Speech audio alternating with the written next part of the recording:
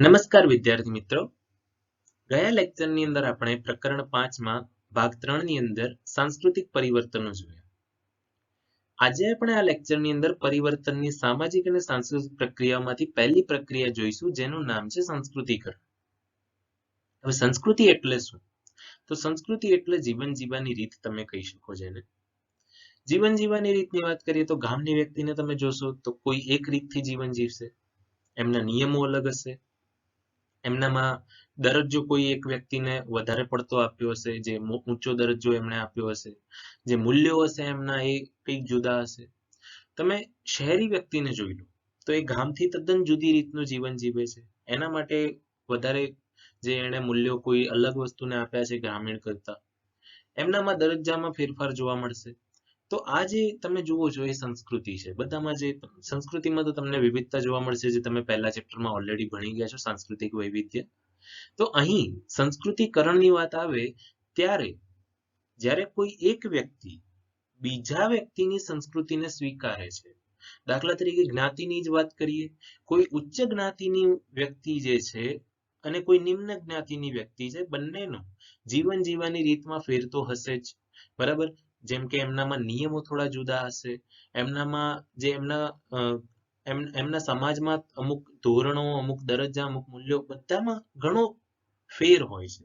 હવે નિમ્ન જ્ઞાતિની વ્યક્તિ જે છે એ ઉચ્ચ જ્ઞાતિની વ્યક્તિ બનવા ઈચ્છે તો એ એની સંસ્કૃતિને સ્વીકારે છે, બરાબર. અને એ જે સ્વીકાર કરે છે એને સંસ્કૃતિકરણ થયું કહેવાય. એ જે નિમ્ન જ્ઞાતિની વ્યક્તિ છે એ ઉચ્ચ જ્ઞાતિની વ્યક્તિનું સંસ્કૃતિકરણ કરે છે, એની સંસ્કૃતિ સ્વીકારે છે, એની જે જીવન જીવવાની રીતો છે, મૂલ્યો છે, આધારો છે, એ બધું સ્વીકારે છે, એટલે એ સંસ્કૃતિકરણ કહેવાય. અને એના લીધે સામાજિક અને સાંસ્કૃતિક પ્રકારના પરિવર્તનો જોવા મળે છે. હકીકતમાં તો પરિવર્તન થયું ને, એક વ્યક્તિએ પોતાની જ્ઞાતિ જ બદલી દીધી અથવા પોતાની સંસ્કૃતિમાં ફેર કર્યો, નવી સંસ્કૃતિને સ્વીકારી અથવા બીજી કોઈ સંસ્કૃતિને સ્વીકારી જે એનાથી ઉચ્ચ કોટીની છે, બરાબર. તો આખે આખા ખ્યાલને અત્યારે મેં તમને જસ્ટ ટૂંકમાં સમજાવ્યું છે સંસ્કૃતિકરણનો કોન્સેપ્ટ. હવે આપણે એને આખે આખા ટોપિકને, આખો ટોપિક ધ્યાનથી સમજજો, બહુ લાંબો વિડીયો થશે, બરાબર. આખું આવરી લેવામાં આવ્યું છે જેટલું બી ચોપડીમાં છે સંસ્કૃતિકરણને લગતું, એટલે આખે આખો વિડીયો તમે ધ્યાનથી જુઓ એવી આશા રાખું છું. તો શરૂ કરીએ. સંસ્કૃતિકરણ ધોરણ 11 માં સ્તર રચનાના એકમમાં જોઈ ગયા કે પરંપરાગત ભારતીય સમાજમાં જ્ઞાતિબંધ પ્રકારની સ્તર રચના હતી, એટલે કે વ્યક્તિનો સામાજિક દરજ્જો જે તે જ્ઞાતિમાં જન્મે છે તેના આધારે પ્રાપ્ત થાય છે અને જીવનભર તે જ્ઞાતિનું સભ્યપદ અને દરજ્જો જાળવી રાખે છે. તમે ધોરણ 11 માં સ્તર રચનાનો જે એકમ હતું એની અંદર તમે જોયું હતું એ ચેપ્ટરની અંદર કે જે પરંપરાગત ભારતીય સમાજની વાત કરીએ તો એમાં જે જ્ઞાતિ હતી એ બંધ પ્રકારની હતી. સપોઝ તમે કોઈ જ્ઞાતિમાં જન્મ્યા તો એ પ્રકારનો સામાજિક દરજ્જો તમને જ્ઞાતિમાં મળે છે, બરાબર. અને એ આધારે તમને દરજ્જો પ્રાપ્ત થાય છે અને જીવનભર એ જ જ્ઞાતિનું સભ્યપદ ને દરજ્જો તમે ધરાવો છો. જ્યારે વર્ગ વ્યવસ્થામાં વ્યક્તિ તેના જીવનકાળ દરમિયાન શિક્ષણ, તાલીમ કે અન્ય કોઈ રીતે દરજ્જો બદલી શકે છે, બરાબર. પણ હવે વર્ગ વ્યવસ્થાની વાત કરીએ તો એમાં જે વ્યક્તિ છે એ પોતાના જીવનકાળ દરમિયાન શિક્ષણ હોય, તાલીમ હોય કે પછી અન્ય કોઈ રીતે એ પોતાનો દરજ્જો બદલી શકે. દરજ્જો શું છે? દરજ્જો શું છે? દરજ્જો બી સમજો શું છે.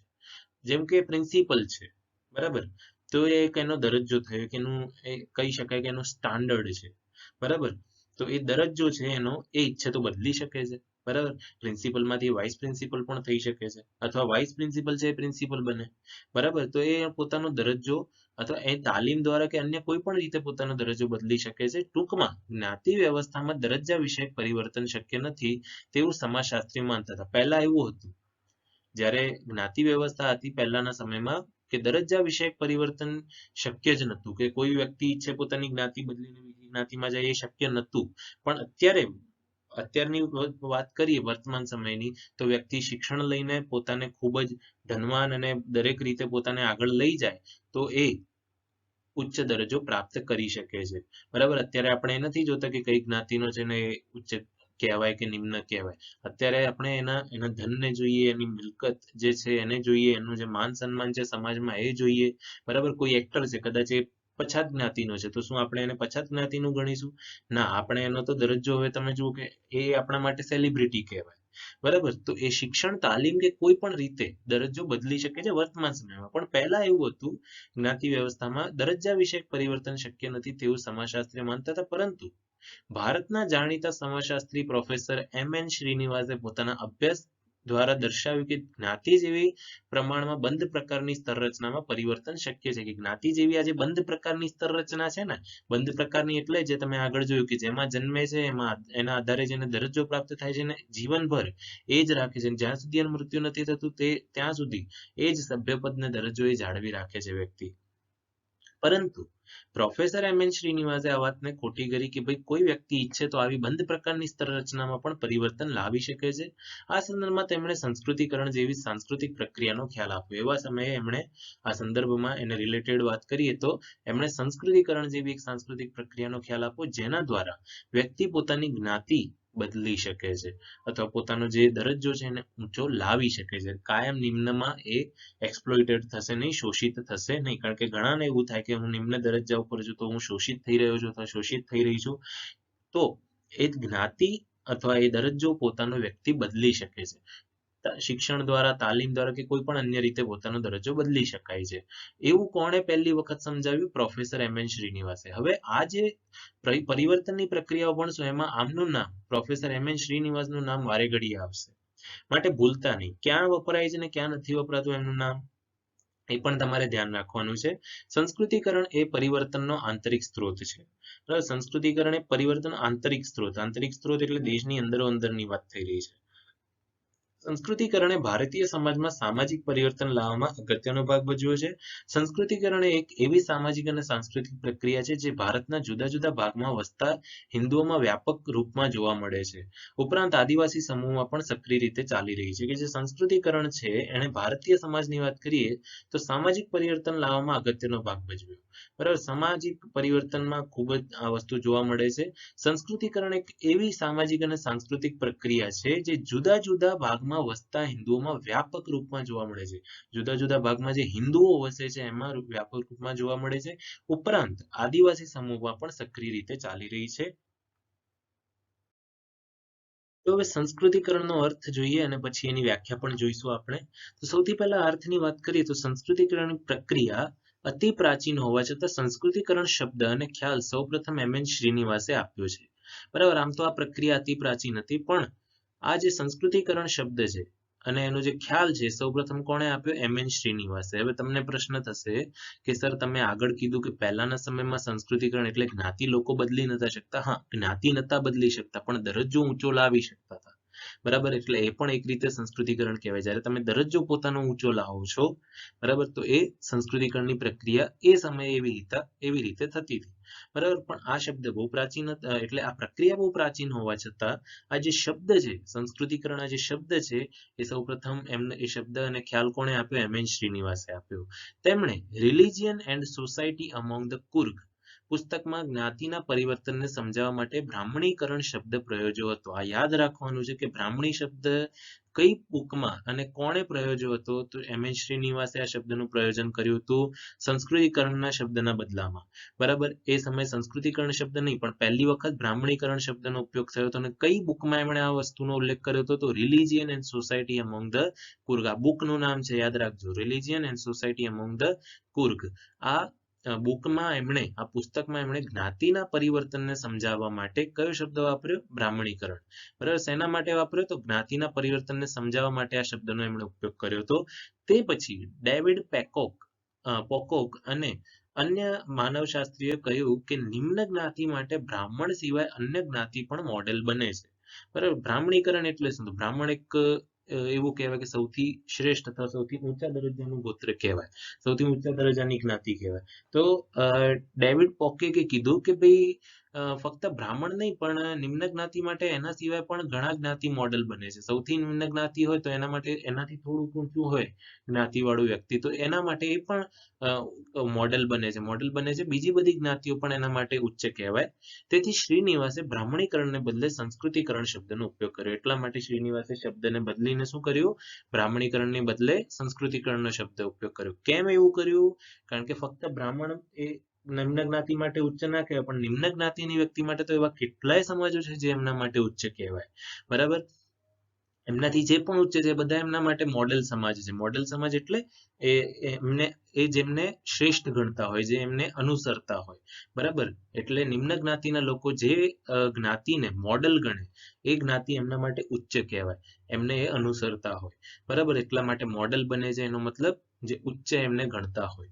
બરાબર, તો આ ડેવિડ પોકેકને લીધે આ શબ્દ બદલાયો. બરાબર, અને બદલ્યો કોણે? એમ.એન. શ્રીનિવાસે જ બદલ્યો. શું કર્યું? બ્રાહ્મણીકરણને બદલે સંસ્કૃતિકરણનો શબ્દનો ઉપયોગ કર્યો. સંસ્કૃતિકરણના અર્થમાં માત્ર સંસ્કૃતિનું અનુકરણ કરે છે એવું નથી, પરંતુ સંસ્કૃત ભાષાના ધાર્મિક ગ્રંથોમાં જે પ્રકારના વિચારો માન્યતા વ્યક્ત થતી હતી તે ઉપલી જ્ઞાતિ અપનાવતી, તેનું અનુકરણ નિમ્ન જ્ઞાતિ કરતી, માટે સંસ્કૃતિકરણ શબ્દનો ઉપયોગ કરે છે. બરાબર, કે સંસ્કૃતિકરણ શબ્દના અર્થમાં એવું નથી કે સંસ્કૃતિનું અનુકરણ કરે. અનુકરણ એટલે એક રીતે નકલ. બરાબર, કે જેમ ઉચ્ચ જ્ઞાતિના લોકો કરશે એવી રીતે નિમ્ન જ્ઞાતિના લોકો કરશે, એમને અનુસરશે, એમનું અનુકરણ કરશે. પરંતુ સંસ્કૃત ભાષા એટલે ફક્ત એવું નથી, પણ સંસ્કૃત ભાષાના જે ધાર્મિક ગ્રંથો છે, જે પ્રકારના વિચારોને માન્યતા વ્યક્ત થઈ હતી એમાં, એટલે એમાં જે વ્યક્તિ જે ઉપલી જ્ઞાતિ અપનાવતી, જે કોઈ વસ્તુ, જે કોઈ નિયમ ઉપલી જ્ઞાતિ અપનાવતી, એનું અનુકરણ નિમ્ન જ્ઞાતિ કરતી, માટે સંસ્કૃતિકરણ શબ્દનો ઉપયોગ કરે છે. બરાબર, એટલે આ સંસ્કૃતિકરણ શબ્દ એટલા માટે ઉપયોગમાં લેવાય છે. બરાબર, કારણ કે એ નિમ્ન જ્ઞાતિનું શું થઈ રહ્યું છે? સંસ્કૃતિકરણ થઈ રહ્યું છે. કેવી રીતે? તો ઊંચી જ્ઞાતિ પોતાની સંસ્કૃતિમાં કંઈક લાવે છે ને એ નિમ્ન જ્ઞાતિમાં પણ જોવા મળે છે. તો આ નિમ્ન જ્ઞાતિનું શું થયું? સંસ્કૃતિકરણ થયું. સંસ્કૃતિ તરફ આગળ વધે છે તો સંસ્કૃતિમાં એમને ફેરવાય છે. બરાબર, તો એટલા માટે સંસ્કૃતિકરણ થાય છે નિમ્ન જ્ઞાતિનું પણ. એટલા માટે સંસ્કૃતિકરણ શબ્દનો ઉપયોગ કરે છે. સંસ્કૃતિકરણની વ્યાખ્યા જોઈએ તો સિમ્પલી એક એક્સપ્લેનેશન હતી. આમાં ફર્સ્ટ પેરેગ્રાફને બહુ જ ઇમ્પોર્ટન્સ આપજો તમે.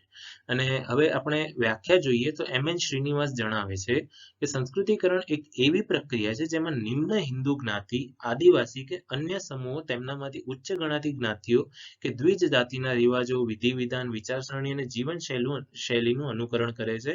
આમ કરીને તેઓ પોતાનો પરંપરાગત સામાજિક દરજ્જો જ્ઞાતિના કોટિક્રમમાં ઉચ્ચ હોવાનો દાવો કરે છે. કે સંસ્કૃતિકરણ એક એવી પ્રક્રિયા છે જેમાં નિમ્ન હિન્દુ જ્ઞાતિ, અહીંયા હિન્દુ જ્ઞાતિની વાત કરી છે, આદિવાસી કે અન્ય સમૂહો તેમનાથી ઉચ્ચ ગણાતી જ્ઞાતિઓ.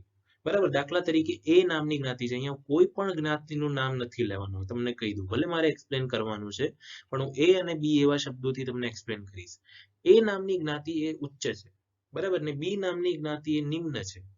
બરાબર, તો શું થાય છે કે કોઈ એક જ્ઞાતિ જે છે, એટલે જે બી જ્ઞાતિ જે છે એ જ્ઞાતિ જે છે, એટલે ઉચ્ચ જ્ઞાતિ જે છે એનું અનુકરણ કરે છે, એના રિવાજો, એનું વિધિ વિધાન, વિચારસરણી અને જીવનશૈલીનું અનુકરણ કરે છે. એટલે જેવું એ કરે છે એવું બી કરશે. કારણ કે એ બી શું માને છે કે જે એ છે ને એ વધારે પડતું પવિત્ર છે, એ વધારે કરતું ઊંચા હોદ્દાનું છે, તો એ એનું અનુકરણ કરશે. જેવું ઉચ્ચ જ્ઞાતિ કરશે એવું નિમ્ન જ્ઞાતિ કરશે. તેના સમૂહ અથવા તેના લોકો એવું કરશે. બરાબર, આમ કરીને તેઓ પોતાનો પરંપરાગત સામાજિક દરજ્જો જ્ઞાતિના કોટિક્રમમાં ઉચ્ચ હોવાનો દાવો કરે છે. બરાબર, અને એના દ્વારા શું થાય છે કે એ લોકો શું કહે છે કે જો જે ઉચ્ચ જ્ઞાતિના લોકોએ કર્યું એ અમે નિમ્નવાળાઓએ પણ કર્યું, તો હવે અમે નિમ્નવાળા પણ શું કહેવાઈએ? ઉચ્ચ કહેવાઈએ. એટલે એ બરાબર બી થઈ જશે. પહેલા એ ગ્રેટર ધેન બી હતું, હવે એ બરાબર બી થઈ ગયું. ખ્યાલ આવે છે? ઉચ્ચ જ્ઞાતિના લોકોને જે પણ એ લોકોએ જોયું, નિમ્ન જ્ઞાતિના લોકોએ, કે ભાઈ ઉચ્ચ જ્ઞાતિના લોકો આવી રીતે લગ્ન કરે છે, ચલો અમે પણ આવી રીતે લગ્ન કરીશું. ઉચ્ચ જ્ઞાતિના લોકો આવી રીતે જનોઈ સંસ્કાર કરે છે, તો અમે પણ આવી રીતે જનોઈ સંસ્કાર કરીશું. બંને સરખું કરવાનો પ્રયત્ન કર્યો ને પછી એ લોકો એવું કહે છે કે એ પોતાનો જે પરંપરાગત સામાજિક દરજ્જો છે એવું કહે છે કે જે કોટિક્રમમાં અમારો જે દરજ્જો નીચો રાખ્યો તો હવે તમે એને ઉચ્ચમાં લઈ જાઓ, કારણ કે અમે એમને ફોલો કરીએ છીએ. બરાબર, તો આવી રીતે એને સંસ્કૃતિકરણ કહેવાય છે. આ સંસ્કૃતિકરણ એવી પ્રક્રિયા છે. ફરીથી ટૂંકમાં, બરાબર, હિન્દુ જ્ઞાતિ, આદિવાસી કે અન્ય સમૂહો તેમનામાંથી જે ઉચ્ચ ગણાતી જ્ઞાતિઓ છે, બરાબર, એને એ જે નિમ્ન જ્ઞાતિઓ છે એ અનુસરે અને પોતાને એ ઇક્વલ હોવાનો દાવો કરે કોટિક્રમની અંદર, અથવા ઉચ્ચ હોવાનો દાવો કરે, તો એને સંસ્કૃતિકરણની પ્રક્રિયા કહેવાય છે. બરાબર, એમ.એન. શ્રીનિવાસે પોતાના પુસ્તક social change in modern India, એટલે આધુનિક ભારતમાં સામાજિક પરિવર્તનમાં સંસ્કૃતિકરણની વિગતે ચર્ચા કરી છે. તેના આધારે આ સાંસ્કૃતિક પ્રક્રિયાના કેટલાક પાસાઓને સમજાવવાનો પ્રયત્ન કરીએ.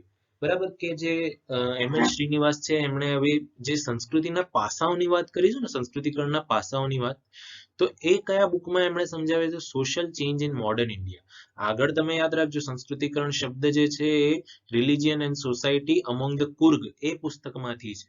જ્યારે અહીંયા જે પાસાઓની વાત છે એ કયા બુકમાં છે? તો social change in modern India, કે આધુનિક ભારતમાં સામાજિક પરિવર્તન, એ બુકમાંથી એમણે સામાજિક આ સાંસ્કૃતિક પ્રક્રિયાના કેટલાક પાસાઓને સમજાવવાનો પ્રયત્ન કર્યો છે. કઈ સાંસ્કૃતિક પ્રક્રિયા? તો સંસ્કૃતિકરણની સાંસ્કૃતિક પ્રક્રિયા. અહીંયા આ સાંસ્કૃતિક પ્રક્રિયા એટલે તમે એમ કહેશો તો આગળ જે સાંસ્કૃતિક પરિવર્તન આવ્યા એ ના, એ નહીં. અહીંયા સંસ્કૃતિકરણની વાત થઈ રહી છે. તો એમણે કયા પાસાઓને એમણે સમજાવ્યા છે તો એ આપણે અહીંયા જોઈએ. તો સંસ્કૃતિકરણની પ્રક્રિયા સમૂહલક્ષી છે. જે સંસ્કૃતિકરણની પ્રક્રિયા આપણે જોઈશું, બરાબર, જોઈ રહ્યા છીએ અત્યારે, એ કેવી છે? એ પ્રક્રિયા સમૂહલક્ષી છે. એટલે કે આ પ્રક્રિયામાં વ્યક્તિ નહીં પરંતુ સમગ્ર જ્ઞાતિ સમૂહ ઊભી ગતિશીલતા પ્રાપ્ત કરે છે. આખી જ્ઞાતિમાં ફેર પડશે ને, તમે સમજવાનો પ્રયત્ન કરો. કોઈ જ્ઞાતિ ઉચ્ચ જ્ઞાતિને અનુસરી રહી છે, એના નિયમો પોતાના જીવનમાં ઉતારી રહી છે, એના જે ધોરણો છે, એમાં જે વેલ્યુઝ છે, એ બધું પોતે અનુકરણ કરી રહી છે, તો આખી જ્ઞાતિમાં ફેર પડશે ને. કોઈ એક વ્યક્તિ છૂટક રીતે તો કરી ના શકે, નહીં તો એની પોતાની જ્ઞાતિ એના વિરોધમાં આવી જાય. બરાબર, તો આખું જે સમગ્ર જ્ઞાતિ સમૂહ છે ઊભી ગતિશીલતા પ્રાપ્ત કરે છે, એટલે એમનો પોતાનો દરજ્જો ઊંચો લઈ જાય છે, અને તે માટે જ્ઞાતિ પોતાનો દાવો પણ આગળ ધરે છે. અને એ માટે એવું પણ કહે છે કે ભાઈ હવે આપણે આ દાવો કરીએ છીએ કે અમને પણ ઉચ્ચ કક્ષાએ લઈ જાઓ. બીજી રીતે કહીએ તો સંસ્કૃતિકરણ થાય ત્યારે જ્ઞાતિ સમૂહને આપોઆપ ઊંચો દરજ્જો પ્રાપ્ત થતો નથી, તે માટે તેણે પ્રયત્ન કરવો પડે છે. બરાબર, કે બીજી રીતે એવું પણ કીધું છે કે દાવો આગળ ધરે છે એનો મતલબ શું? કે જ્ઞાતિ સમૂહ જ્યારે અનુકરણ કરતી થાય, એનું આખું સંસ્કૃતિકરણ થાય, ત્યારે ડાયરેક્ટ એમને ઊંચો દરજ્જો પ્રાપ્ત ન થાય, પણ એમને પ્રયત્ન કરવો પડે, લોકોને કહેવું પડે કે ભાઈ હવે અમે આ સમાજને અનુસરીએ છીએ, તો આ રીતે અમે આગળ વધ્યા છીએ, તો હવે અમને પણ ઉચ્ચ દરજ્જો પ્રાપ્ત કરાવો. બરાબર, તો એ પોતે પણ પ્રયત્ન કરવા પડે છે એમને. એટલે હવે ટૂંકમાં કહીએ તો આ પ્રક્રિયા કેવી છે? સમૂહલક્ષી છે, વ્યક્તિગત નથી.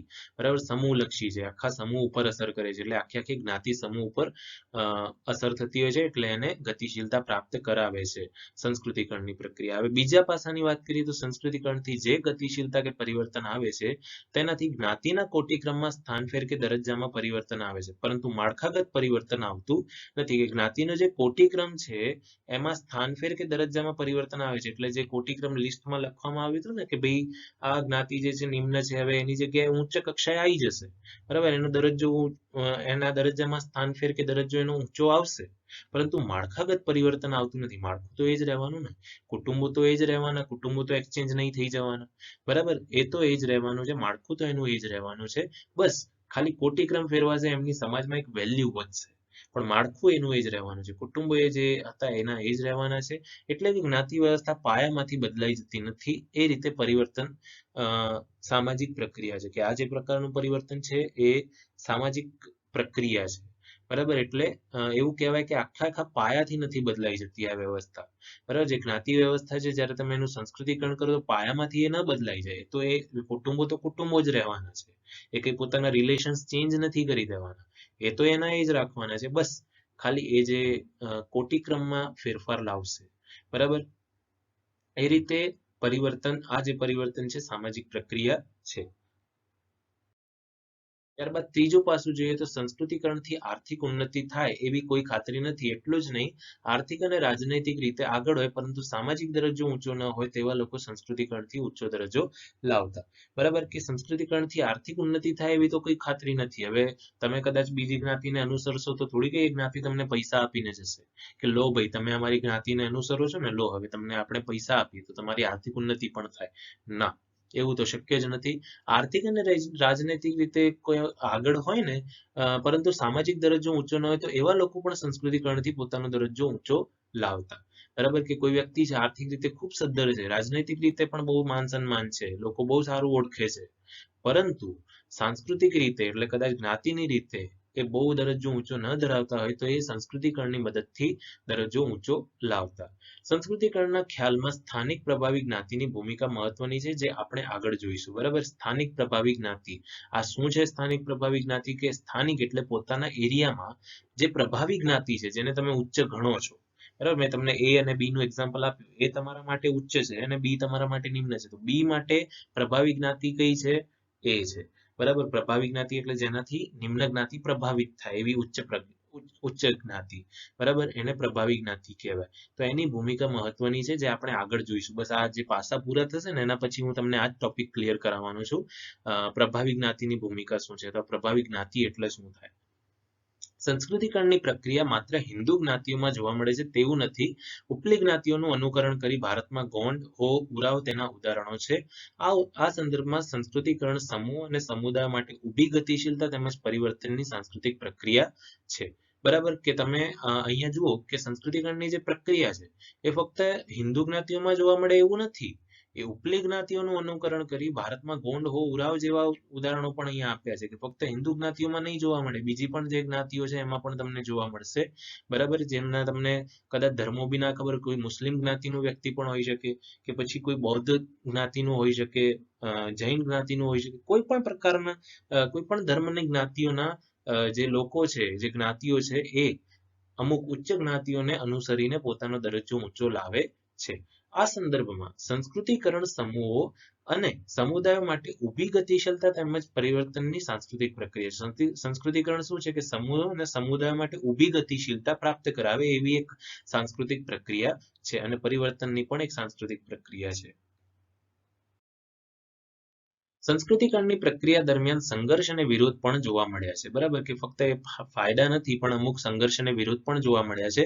શ્રીનિવાસ જણાવે છે કે એવા ઉદાહરણ બને છે કે જ્યારે અનુકરણ કરતી જ્ઞાતિઓમાં આવેલા પરિવર્તનનો ઉપલી જ્ઞાતિઓ વિરોધ કરે છે અને સાથે સાથે નિમ્ન જ્ઞાતિના દાવાઓનો અસ્વીકાર કરે છે.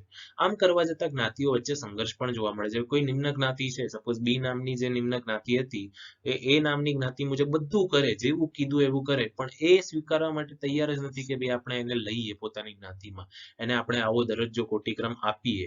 બરાબર, તો ત્યારે શું થાય છે કે બંને જ્ઞાતિઓ વચ્ચે સંઘર્ષ અને વિરોધ જોવા મળે છે. કેટલીક નિમ્ન જ્ઞાતિઓ ઉપલી જ્ઞાતિનું નામ અને અટક સ્વીકારી ઉચ્ચ સ્થાન માટે દાવો કરે છે. આ માટે 1931ની સેન્સસ એટલે વસ્તી ગણતરી પોતાની જ્ઞાતિની નોંધણી ઉચ્ચ જ્ઞાતિના નામે કરાવી હતી. આ પ્રક્રિયાને પણ શ્રીનિવાસ સંસ્કૃતિકરણ કહે છે. ઘણા લોકો શું કરે, પોતાની જ્ઞાતિનું નામ અને અટક બદલી દે, બરાબર, અને ઉચ્ચ સ્થાન માટે દાવો કરે કે ભાઈ હવે આપણે પોતાની અટક અને જ્ઞાતિનું નામ બદલીએ છીએ, હવે અમે તમારી જ્ઞાતિના થઈ રહ્યા છીએ. સપોઝ બી છે, બી એની અટક લઈ લે, બરાબર, કોઈ બી એવી અટક ઉચ્ચ કક્ષાની લઈ લે અને પોતાની જ્ઞાતિનું નામ બદલી દે અને સ્વીકારે. બરાબર, અને પાછું સેન્સસ એટલે વસ્તી ગણતરીમાં પોતાની જે જ્ઞાતિની નોંધણી કરાવે એ ઉચ્ચ જ્ઞાતિના નામે કરાવે. એટલે અહીંયા તો ઇતિહાસનું એક જ ઉદાહરણ આપ્યું છે કે 1931ની સેન્સસમાં, બરાબર, એટલે 1931ની વસ્તી ગણતરીમાં ઘણા લોકો એવું કર્યું, ઘણી જ્ઞાતિઓ એવું કર્યું કે પોતાની જે જ્ઞાતિની નોંધણી હતી ઉચ્ચ જ્ઞાતિના નામે કરાવી હતી. આ પ્રક્રિયાને પણ શ્રીનિવાસ સંસ્કૃતિકરણ કહે છે. સંસ્કૃતિકરણની પ્રક્રિયા દ્વિમાર્ગી છે, એટલે કે એક તરફ નિમ્ન જ્ઞાતિઓને તેનાથી ઉચ્ચ જ્ઞાતિનો દરજ્જો અપાવી ગતિશીલતા સર્જે છે, પરંતુ બીજી તરફ આમ કરવા જતાં પોતાની જ્ઞાતિની કેટલીક સારી બાબતોનો ત્યાગ કરે છે. આમાં થાય છે એવું કે આ દ્વિમાર્ગી પ્રક્રિયા છે. પોતાની જ્ઞાતિનો વિરોધ કરવો અને બીજાની જ્ઞાતિને સ્વીકારવા જતાં પોતાની જ્ઞાતિમાં જે પ્લસ પોઈન્ટ છે, જે પોઝિટિવ પોઈન્ટ છે, જે સારા પોઈન્ટ છે, એમનો એ લોકો ઘણી વખત ત્યાગ કરી દેતા હોય છે. એની એક મર્યાદા છે, જે ન થવું જોઈએ. બરાબર, તો આ તો પાસાઓ છે, અમે એની એવું નથી જોઈ રહ્યા કે એના લાભ શું છે ને એની મર્યાદા શું છે, બસ પાસાઓ જોઈ રહ્યા છીએ એટલે એમાં એનો ઉલ્લેખ કર્યો છે. હવે સંસ્કૃતિકરણની પ્રક્રિયા અને પ્રભાવી જ્ઞાતિ. બરાબર, પ્રભાવી જ્ઞાતિ ફરીથી હું તમને સમજાવી દઉં એક વખત ટૂંકમાં, કે કોઈ એવી જ્ઞાતિ કે જેમને નિમ્ન જ્ઞાતિના લોકો બહુ ઉચ્ચ ગણતા હોય. બરાબર, જેમ કે બી જે છે, બી એક સમૂહ છે નિમ્ન જ્ઞાતિ માટેનું, અને એ જે સમૂહ છે પ્રભાવી જ્ઞાતિ એટલે બહુ ઉચ્ચ કોટીની જ્ઞાતિ છે. બરાબર, તો એ જે બી એટલે જે નિમ્ન લોકો છે, નિમ્ન જ્ઞાતિના લોકો છે, એ શું માનશે કે યાર આ એ વાળા તો કેટલા ઉચ્ચ છે, કેટલા સારા છે, તો એમનાથી પ્રભાવિત થાય છે. એટલે જે એ નામની જ્ઞાતિ છે એ પ્રભાવી જ્ઞાતિ કહેવાશે, કારણ કે એનાથી બધા પ્રભાવિત થઈ રહ્યા છે. બરાબર, સંસ્કૃતિકરણના ખ્યાલમાં સ્થાનિક પ્રભાવી જ્ઞાતિની ભૂમિકા મહત્વની છે. અને પાછી અહીંયા સ્થાનિક પ્રભાવી જ્ઞાતિ, સ્થાનિક એટલે પોતાના એરિયામાં જ. બરાબર, સપોઝ કોઈ નગર છે, એ બી સી ડી 4 નામની જ્ઞાતિઓ રહે છે, એમાં ડી સૌથી નિમ્ન છે અને એ સૌથી ઉચ્ચ છે, તો ડી માટે પ્રભાવી જ્ઞાતિ કઈ? સ્થાનિક પ્રભાવી જ્ઞાતિ એ બી સી ત્રણેય કહેવાય, પણ સૌથી વધારે પ્રભાવી જ્ઞાતિ કઈ તો એ કહેવાય. બરાબર. તો એ અહીંયા એ જ સમજવાનું છે કે સંસ્કૃતિકરણના ખ્યાલમાં સ્થાનિક પ્રભાવી જ્ઞાતિની ભૂમિકા મહત્વની છે. જીવનશૈલીનું અનુકરણ કરવામાં બ્રાહ્મણો ઉપરાંત અન્ય જ્ઞાતિઓને પણ અનુસરવામાં આવે છે. તેની સ્પષ્ટતા કરવા માટે શ્રીનિવાસે 1955માં the social system of a Mysore વિલેજમાં સૌપ્રથમ પ્રભાવી જ્ઞાતિનો ખ્યાલ લાગુ કર્યો. હવે ફરીથી એક ત્રીજું બુક, બરાબર, ધ્યાન રાખજો, ત્રીજું બુક છે અહીંયા 1955માં શ્રીનિવાસે શું કર્યું, એમણે the social and system of a Mysore village, તમે એનસીઈઆરટીમાં હોતા તો એનો અમુક પેરેગ્રાફ્સ પણ એમણે લખ્યા છે સમજાવવા માટે આ વસ્તુને, પણ અહીંયા જીએસીબીમાં તમને ફક્ત બુકનું નામ આપ્યું છે. તો એમાં પ્રભાવી જ્ઞાતિનો એમણે ખ્યાલ આખો લાગુ કર્યો છે કે પ્રભાવી જ્ઞાતિ શું છે અને કેવી રીતે એની ઇફેક્ટ થતી હોય છે. બરાબર. તેમના મતે પ્રભાવી જ્ઞાતિ ગ્રામીણ સામાજિક જીવનને સમજવા તેમજ સંસ્કૃતિકરણની પેટર્ન જોવામાં ઉપયોગી છે, કે જે પ્રભાવી જ્ઞાતિ જે છે એ ગ્રામીણ સામાજિક જીવનને સમજવા માટે અને સંસ્કૃતિકરણની પેટર્ન જોવામાં ઉપયોગી છે. બરાબર, કે જો તમે પ્રભાવી જ્ઞાતિને તમે સમજી લો તો જે ગામના જે સામાજિક જીવન છે એ તમને ફટાફટથી સમજાઈ જશે અને સંસ્કૃતિકરણની જે પેટર્ન છે કેવી રીતે થાય છે એ તમને જોવામાં ઉપયોગી છે. જ્ઞાતિને પ્રભાવી માનવા માટે શ્રીનિવાસે કેટલાક માપદંડોની રજૂઆત કરી છે કે ભાઈ તમે કોઈ જ્ઞાતિને, સપોઝ તમે નિમ્ન જ્ઞાતિના છો, તમે પોતાની જ્ઞાતિને ઉચ્ચ લાવવા ઈચ્છો છો, તો તમારે કોઈ પ્રભાવી જ્ઞાતિ તો મળવી જોઈએ જેને તમે અનુકરણ કરશો. તો એ પ્રભાવી જ્ઞાતિ કેવી હોવી જોઈએ, બરાબર, કયા માપદંડો છે એના માટેના, તો અહીંયા 3 માપદંડો તમને અહીંયા દર્શાવ્યા છે. સૌથી પહેલું છે સ્થાનિક વિસ્તારની નોંધપાત્ર જમીન માલિકી એક જ્ઞાતિ પાસે હોવી આવશ્યક છે, કે જે જ્ઞાતિને તમે જેનાથી તમે પ્રભાવિત થયા છો, તો એ જ્ઞાતિ કેવી હોવી જોઈએ, એની પાસે જમીન માલિકી, જે નોંધપાત્ર જમીન માલિકી છે એ જ્ઞાતિ પાસે હોવી જોઈએ. સપોઝ કોઈ ગામ છે, બરાબર, એની 100% જમીનમાંથી 75% જમીન, બરાબર, અથવા 50% કરતા વધારે પડતી જમીન એ જ્ઞાતિ પાસે હોવી આવશ્યક છે. સંખ્યાની દ્રષ્ટિએ એ વિસ્તારમાં નોંધપાત્ર વસ્તી હોવી જોઈએ, બરાબર, સંખ્યાની દ્રષ્ટિએ જોઈએ તો એ વિસ્તારમાં નોંધપાત્ર વસ્તી પણ હોવી જોઈએ જે વિસ્તારમાં એ પ્રભાવી જ્ઞાતિ રહે છે. ઉચ્ચ પારંપરિક દરજ્જો ઉપરાંત શિક્ષણનું પ્રમાણ, વહીવટીતંત્રમાં નોકરીઓ, આવકના શહેરી સ્ત્રોત પણ કેટલીક જ્ઞાતિઓને ગ્રામ વિસ્તારોમાં સત્તા પ્રતિષ્ઠા આપી પ્રભાવી બનાવે છે. બરાબર, કે ઉચ્ચ પારંપરિક દરજ્જો તો ઠીક છે, પણ એની સાથે શિક્ષણનું પ્રમાણ પણ હોવું જોઈએ, વહીવટીતંત્રમાં નોકરીઓ પણ હોવી જોઈએ આપવા માટે લોકોને, આવકના શહેરી સ્ત્રોત પણ હોવા જોઈએ. તો આ બધાથી શું થાય કે જે સત્તા પ્રતિષ્ઠા છે એ બધા દ્વારા જે જ્ઞાતિ છે એ પ્રભાવી બનતી હોય છે, કે આ જ્ઞાતિના લોકો તો જુઓ કેટલા બધા એ લોકો પાસે જમીન બી છે. જુઓ, સૌથી પહેલા જમીન માલિકી એમની સૌથી વધારે છે, પછી આપણે નોંધપાત્ર વસ્તી પણ એમની પાસે છે, બરાબર, અને સાથે સાથે જુઓ કેટલું બધું શિક્ષણ. આ 2 જણ ચર્ચા કરતા હોય તો આવી રીતે ચર્ચા કરશે, તો હું તમને ચર્ચાના માધ્યમ દ્વારા સમજાવી રહ્યો છું કે શિક્ષણ જો કેટલું બધું, કેટલા લોકો એ ભણેલા છે, બરાબર, વહીવટીતંત્રમાં નોકરીઓ જો એમને કેટલી બધી છે, શહેરમાંથી આવક આવે છે આ લોકોની તો, બરાબર, અને કેટલીક જ્ઞાતિઓને ગ્રામ વિસ્તારોમાં સત્તા પ્રતિષ્ઠા આપી એ પ્રભાવી બનાવે છે. એટલે પ્રભાવી બનવા માટે આ બધું હોવું જરૂરી છે. આ માપદંડોને આધારે જોઈએ તો ગુજરાતમાં સ્થાનિક રીતે કેટલાક વિસ્તારમાં ક્ષત્રિય અને પાટીદારો પ્રભાવી જ્ઞાતિનો દરજ્જો ધરાવે છે. ગુજરાતની વાત કરીએ તો અમુક ક્ષત્રિયો છે અને પાટીદારો છે જેને આપણે પ્રભાવી જ્ઞાતિ કહીએ છીએ, એ લોકો પ્રભાવી જ્ઞાતિનો દરજ્જો ધરાવે છે. સમીક્ષા કે મર્યાદા જોઈ લઈએ એટલે અહીંયા આ ટોપિક પૂરો થશે અને એની અમુક લિમિટેશન્સ છે સંસ્કૃતિકરણની. એ લિમિટેશન શું છે, એટલે અમુક સ્તરો પર એની ટીકા થઈ છે. કેવી ટીકા, તો જુઓ કે સંસ્કૃતિકરણથી કેટલાક લોકો અસમાનતા પર આધારિત સામાજિક રચનાતંત્રમાં પોતાનું સ્થાન સુધારી લે છે, પરંતુ એનાથી સમાજમાં પ્રસરેલી અસમાનતા કે ભેદભાવ નાબૂદ થતો નથી, તે નોંધવું રહ્યું. લોકો શું કરશે કે સામાજિક રચનાતંત્રમાં એમનું જે નામ નિમ્નમાં ગણાતું હતું હવે એ ઉચ્ચમાં આવી, બરાબર, પરંતુ જે ભેદભાવ હતો એમની અંદર, જે અંદરનો ભેદભાવ હતો, જે સમાજમાં પ્રસરેલી અસમાનતા કે ભેદભાવ હતો એ નાબૂદ થતો નથી, બરાબર. મનમાં તો એ રહી જ જાય છે ઉચ્ચ જ્ઞાતિના લોકોને કે ભાઈ આ તો નિમ્નમાંથી જ ઉચ્ચ થયો છે, તો મનમાં તો હજી પણ એ શંકા ને એ ક્યાંક ને ક્યાંક એવી અસમાનતાની લાગણી હોય જ છે. ત્યારબાદ બીજું શું છે, તો ઉચ્ચ જ્ઞાતિની જીવનશૈલી ઊંચી હોય છે અને નિમ્ન જ્ઞાતિની નિમ્ન એવું સાબિત થાય છે. એટલું જ નહીં, ઉચ્ચ જ્ઞાતિના લોકોની જીવનશૈલી ઈચ્છનીય અને અનુકરણીય છે તેવું દર્શાવે છે, બરાબર. બીજું શું દર્શાવે છે કે ભાઈ ઉચ્ચ જ્ઞાતિના લોકોની જીવનશૈલી એટલી ઊંચી છે, બરાબર, ને નિમ્ન જ્ઞાતિની નિમ્ન છે એવું સાબિત કરી બતાવે છે. જે લોકો આ સંસ્કૃતિકરણ દ્વારા પોતાની જ્ઞાતિને ઉચ્ચ લાવે છે એ આ બધું સાબિત કરીને બતાવે છે ભાઈ તમારી જીવનશૈલી બહુ સારી છે, ભલે ને ક્રાઇમ કરતા હોય, ભલે કોઈ ઉચ્ચ જ્ઞાતિ ક્રાઇમ કરતી હોય, લોકોને લૂંટતી હોય, તો બી એમનું નામ ઊંચું આવે છે, અને જે નિમ્ન જ્ઞાતિ છે સીધી સાદી છે. કદાચ હું બધી જ્ઞાતિઓનો તો અહીંયા પ્રશ્ન જ નથી અને કોઈ જ્ઞાતિનું નામ પણ નથી લેવા માંગતો, કારણ કે એનાથી ઘણા ભેદભાવો સર્જાઈ શકે છે. બરાબર, એટલા માટે અમુક જ્ઞાતિઓ જે છે જે ઊંચી છે ને પછી કદાચ ખોટા કાર્યો પણ કરતી હોય.